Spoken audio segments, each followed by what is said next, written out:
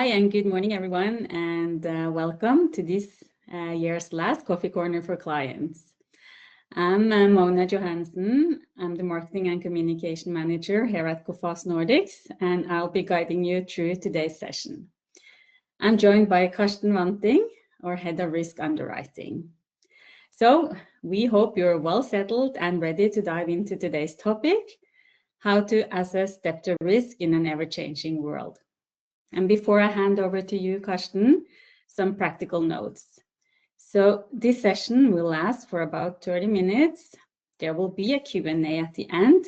You can ask your questions throughout the session, and we will answer as many as we can in the Q&A part.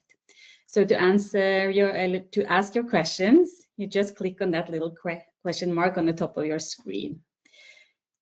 And with that said, stage is yours, Karsten. Thank you very much, Mona, and thank you very much for everyone participating here. I'm really been looking forward to this, as hopefully many of you have in the past joined into some of the other coffee corner sessions. We this time will try to focus a little bit on how to make credit risk management in an ever-changing world, as Mona mentioned. And yeah, first of all, just a few words for myself. I'm Karsten Wanting. I'm heading the risk underwriting here from the Nordics. I've been in Coface for 6 years. I have a background from the credit insurance world back in time, and also both been on the customer side, having handled very large and medium-sized credit risk credit insurance programs in different industries. But first of all, thanks for joining. And today, I hope what we will get out of this is that we can give a little bit of inspiration for further discussion. Hopefully, as we have seen in the past, some of these topics coming up, also give an active discussion afterwards with your contact persons here in Coface. Hopefully, it will give a little bit of insight and inspiration for a few things, and also hopefully the discussion moving forward will give us the ability to in the future discuss some of these specific topics when we are in dialogue with you. I'll try to change here to the next page. So here, yeah, it's about how do we assess this debtor risk in a ever-changing world. And what we'll try to focus on, and what I will focus on today, is what kind of setup we are looking to have in a world of credit risk management, and what kind of tools could be needed for that. And in the end, how is this done in practice, which is of course often the difficult part. How do you try to get things to work in a real world? And just to let you know, today is not about how we got into the machine room of Coface, how we underwrite. This is today our view of how we see companies and customers use. How is your setup? This is not a checklist of things which need to be done, but we as credit insurers, of course, also look at the way you do credit risk management.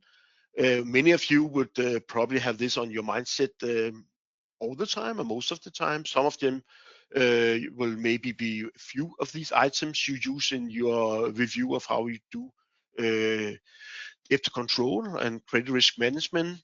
So when you look at this list, it's not necessarily a list of things you all need to do, or we see as a credit insurance would be the most right thing. And maybe some of the things would inspire you to take the time to consider some of that. Some of them will maybe be normal for you. And what we try to do with this coffee corner is to try to cover also the customers with two people who maybe doesn't put the same resources into that, and also hopefully give a little bit of inspiration for the larger big international groups, which is in many parts I have a lot of subsidiaries. So that's what we're trying to gain today.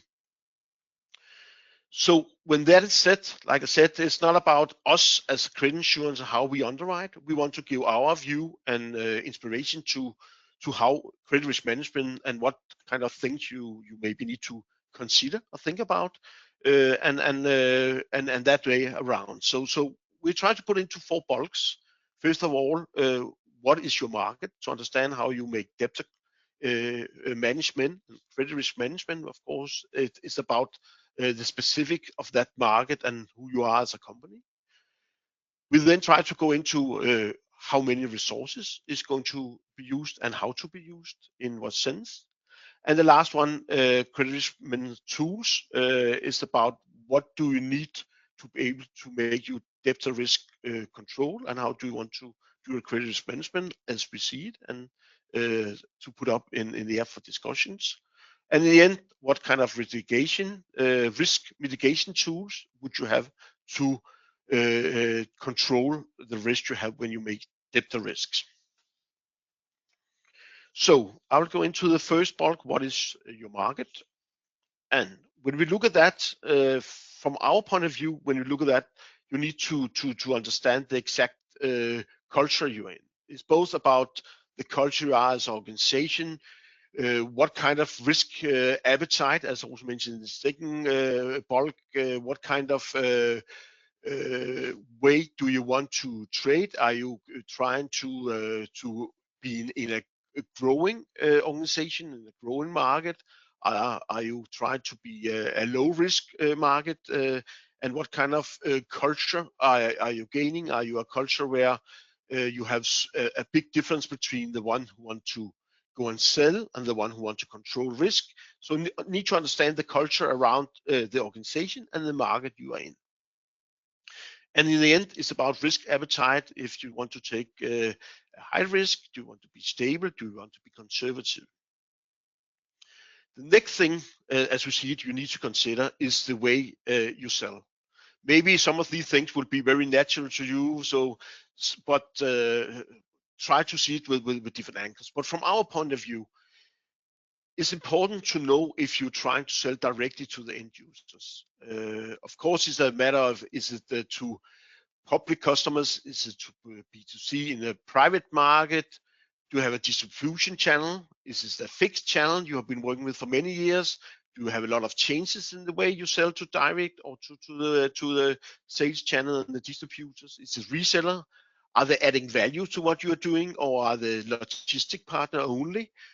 And the end is also, which we also see often, is the financing element, which can be very effective and very used in many different industries and in many different companies. So the ability to have, external financing to support the sale come out, or maybe captive or in-house finance from yourself, or from the customer of yours, could also have inflow, you say, financing to support the sales both ways. So from our point of view, it's important to know exactly to who you sell and how. Part of that is also to understand the margin. We often hear, I have a good margin, or we sell on a low margin, or we get this to make this deal. I think what is important also to dig into when you talk about a margin, that a margin is a lot of things. It covers the fact of the payment period of time. There's different if you trade on 30 days or on 90 days or 120 days. Is the margin done on a fixed price terms? Do you have a risk associated with the way you buy your products or services to sell your own products? So a margin is not just a margin. A margin is how you get the customer to accept to make the deal, and this, of course, often a trade-off in the instance of how you do that. From our point of view, it's of course very important to understand where is the margin came from. The last thing, when you talk about the market, we know we have a lot of differences in different countries, even in the Nordics, which if you looked at it from the outside, many will see it as the same market. We know people, when we are in the Nordics, there's a big difference in the countryside, even on the different markets within very small geographical areas. So have in mind, what is the customs, what is the culture in different countries when you do that.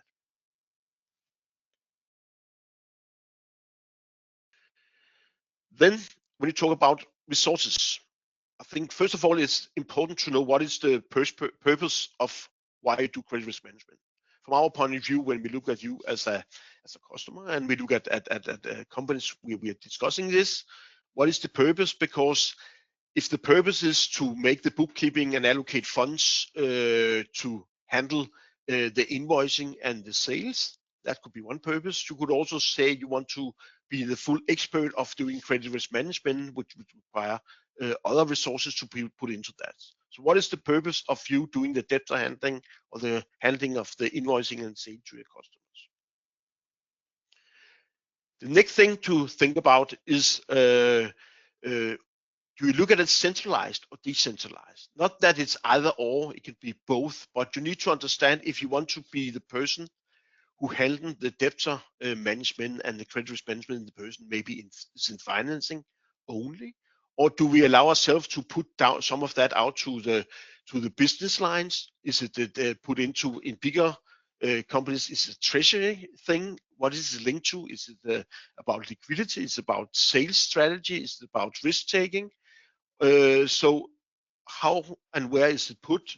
Who has the right ability to take decision? What is your governance structure? Who are the one who can take decision in your organization when you want to make a sale and take an assessment of the risk you're doing when you make that sale? The other thing, which is also a little bit in line with that, is do you look at it as direct or indirect contact or communication, and by who? Because if you want to pick up things and signals and information, it's not necessarily the person who are doing the bookkeeping or the allocation of funds or the one taking the credit decision who necessarily are the one or should be the one who discussing directly with your customers. It depends a lot of your organization and what you want to gain for that. Sometimes it's good to have also a little bit of distance. If you want to be the one discussing risk, maybe it's better that the salesperson who do the sales not necessarily take the risk discussion. So there's not one thing which is right or wrong, but you need to look at the things and the benefits and what could affect it if you have a setup where it's direct communication or indirectly. It can also be that you use external partners like brokers to have this kind of discussion, or it could be that you use external partners like us as credit insurance to have part of that discussion. I think it's important that you at least do a little bit of discussion around how it is. And again, this is not a checklist that everything needs to be done by everyone. This is more to inspiration. Some of that is probably already thought about. In a busy life, it's not like that everyone sits down and look at it day by day, but a little bit of to take up of discussion. And then I guess one of the main words, budgets. In the end, it comes down to how many costs related to that. How much do we want to put into this in money and in cash to support it? So of course you can have all the good ideas that you want to have a setup where you want to be experts. You want to have a very decentralized with a lot of people doing credit decision and all part of your organization. You want to have all the right tools to support it. You want to be sure you maybe when you have the communication with some of your bigger clients, that you can travel to visit them and so on. But in the end, of course, it comes down, do you want to put the same money and cash in to support the purpose and why you're doing this?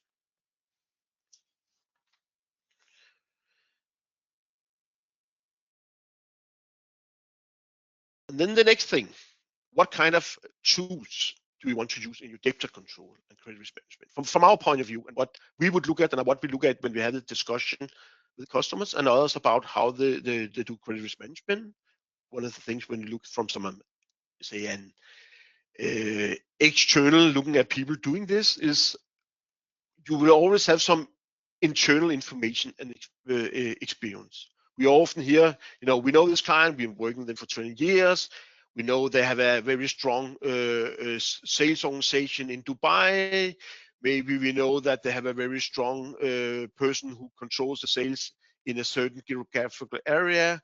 It could be that you know them for many years, they're always paid on time, etc. So all this information is important and is part of the decision making of the tools you use in controlling your debtors. We always look at systems, infrastructure. I would say most would rely on the fact they have a ERP system, they have a finance system who controls that you have the debtor and your customers in the systems. You have maybe in some instance a CRM system. You have a customer relation management system with information. Sometimes they're integrated, sometimes they're not. But at least you have a lot of good information to take credit decisions. So the settings and the way they're linked is, of course, also a measurement how to be able to take the right decision. When you look at this with tools and credit risk management, it's not that the idea is that you at all time have all information to take decision. We probably need, as people who control credit risk and debtor control, to say we will not be able to have all information all time. But as long as you have a strong infrastructure, a good system, the way you are able to take it out and use it in decision as more smart and more smooth it can be to control the credit risk. And then often what is available information you have in many countries available financial statements, and someone you don't. You can have news in information. You need to realize how valid is this information. If something is in the business newsletters, it can be other public information which you need to assess and understand how you can use that specifically in your assessment of your customers. Then there's also, and it comes a little bit down again to if you need to be centralized, decentralized, external, internal.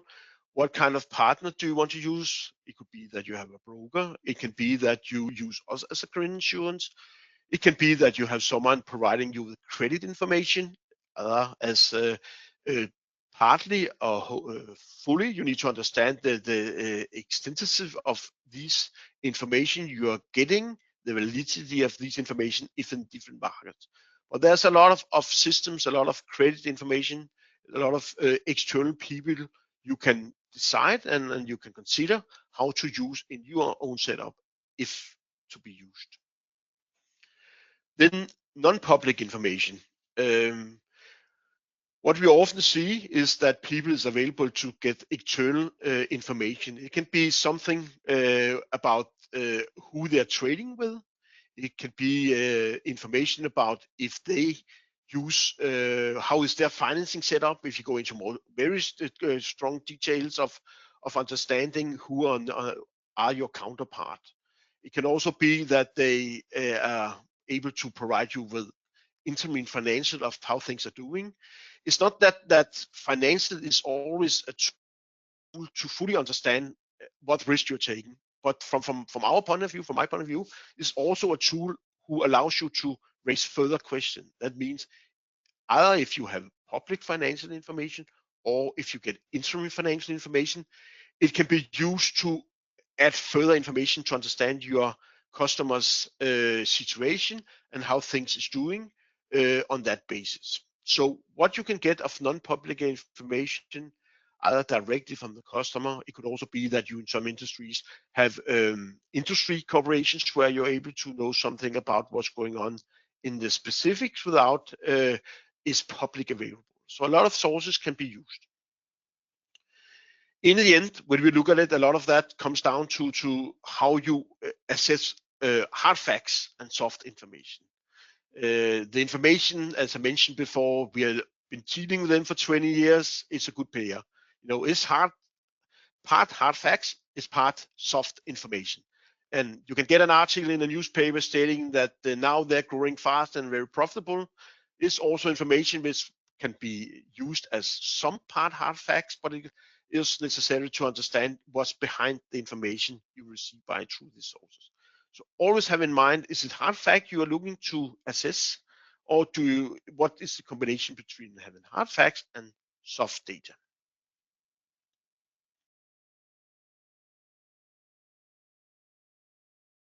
And the last thing, risk mitigations. Of course, credit insurance, we are a credit insurance company, and of course we see it as a strong tool to mitigate your risk. And as you are sitting here as as a customer, you of course to some extent also agree with that. At least you have it many times as something you use, unless you're not a TCI customer at this point in time. So it is a strong tool from here and from our side, and it's also to, of course, what is the purpose of having a insurance? Not only credit insurance, just as much on credit insurance. It's about the real insurance product. It's about trying to cover the unexpected loss, or for some, it's about that you want to ensure that if you lose something, you get the same one back. As a credit insurance, of course, we see ourselves as an insurance covering the fact that something is going to happen, and not a money change of something happens, and then we equally has this, the same amount in zero when you end up. Hopefully, the purpose of having a credit insurance also cover the fact that it could support your financing. It may be support that you get external information in a different way by someone who actually have a risk involved in that, or it could be different reasons why you use the credit insurance. Besides credit insurance, you have other ways to mitigate the risk, to minimize the risk or make the risk lower. It could be other securities. We see once in a while guarantees. It's important to know what is the strength of this guarantee. Is this from a parent guarantee? Is it from a bank guarantee? It could also be that it's a bank deposit who is it covering you. And again, I'm not saying that at all time, at all transaction, you will need to look into that. In most cases, it will be an ongoing flow where you not necessarily look into this. It's more when you look at some situation where you maybe have a higher risk, that's concentration risk. You want to ensure you better on top, that you consider some of these other possibilities of securities. Another way to secure yourself is prepayments. It could be other deductibles, credit notes, or other things which is related to the transaction you do, and ensure you to be able to minimize risk. The last thing is that you actually share the risk with someone. It could be that I have logistics set up with someone where you are delivering at the same time, and that way I can share the risk. It can be that some is part of a purchase organization where you split out the risk, or it could be other ways around where you need to allocate or have the risk allocated together with someone else. Here's of course very important if you do netting, or you know in what part of the chain are you covered compared to the third party you're dealing with. So this is the 4 pillars where we would like to indicate a little bit our way of looking at it. And the last thing, I'll just go here. How do we do in practice? Yeah, it will always be in a world like this where things moving fast. You need to read ongoing. What was good, half a year ago, 1 year ago, or back in time is not necessarily the one thing to do. So you need to consider what you're doing, how do you do it? And again, when you take decision about credit limits, credit risk, you need to consider, is it long-term, short-term? It's not always when you take the decision, you know if it's going to be the right decision. Maybe you know it in 3 months' time, maybe even in 12 months' time. You need to consider when you enter into taking this credit decision, what is the view of where you want to look at it. And after the fact evaluation, it's good, but it's not necessarily something you can rely on afterwards. But it's always good to understand why did you do it, and you feel what something else could be changed. And again, credit decision also about you need to read ongoing. The last thing I want to go into before questions is COFAS. Yeah, we of course want to show what can we do here, and we feel we can cover most of that, which has been discussed. We have as our main products, of course, that we try to cover your full portfolio. We can do it on very small customers, on what our products was started up in Denmark in EasyLiner. We have our trade liner for most, and then we have a global liner for the biggest clients of ours. We can also cover risk concentration. We have our top liner on top of that. We also have single buyer products. We also cover long-term risk in our single risk segment, which is a different structure, a different way, but there's also something we have of product types in our portfolio. And then, of course, part of the product is the service. Some of you have direct access to account manager, risk underwriter, claims. It's also considering what kind of product you're buying from us. We also put that at stake and use it in our credit risk management. Infrastructure, we discussed it earlier. We have a lot of products to cover that. APIs who cover the infrastructure between your system, our system. We also have business information as discussed. Here we add in that we have our own risk involved with that. We have also introduced some years back our credit risk management tool, Alex, which is the one combining your system with our system, automating things and be able to link it a bit. We also have collection services when things go wrong, and we also provide macroeconomic views from our expert on different geographic areas.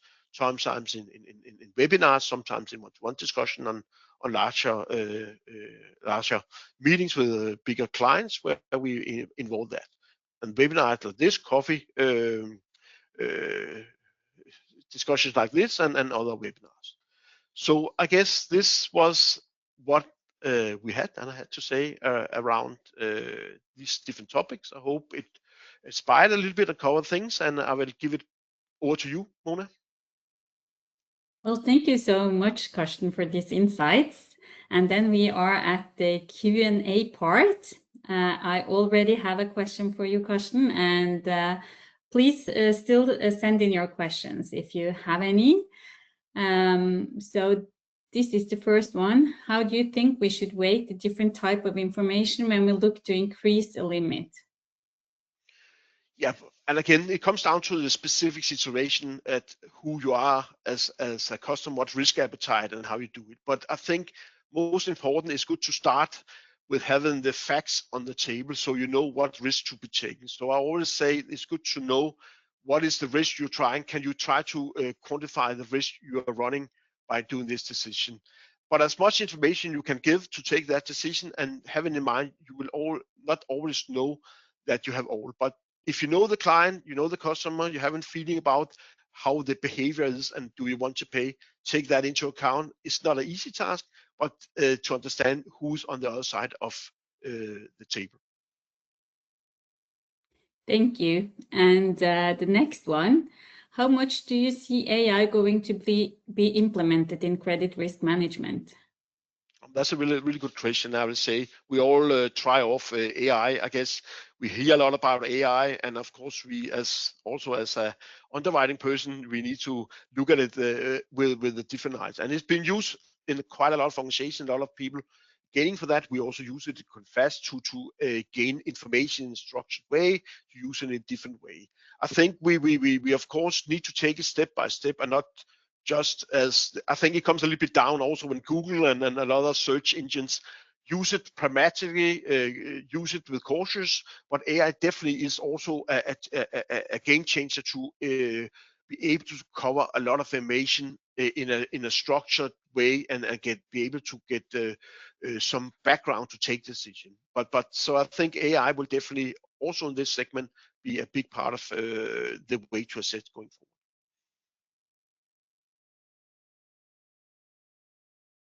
Thank you, Karsten. I don't think there are any more questions, so I think that will conclude this coffee corner. Thank you again, Karsten, for sharing your insights. And if you would like more news and information from Coface, just please follow us on LinkedIn. And thank you for joining us this morning, and see you next time. Thank you. Bye. Bye-bye.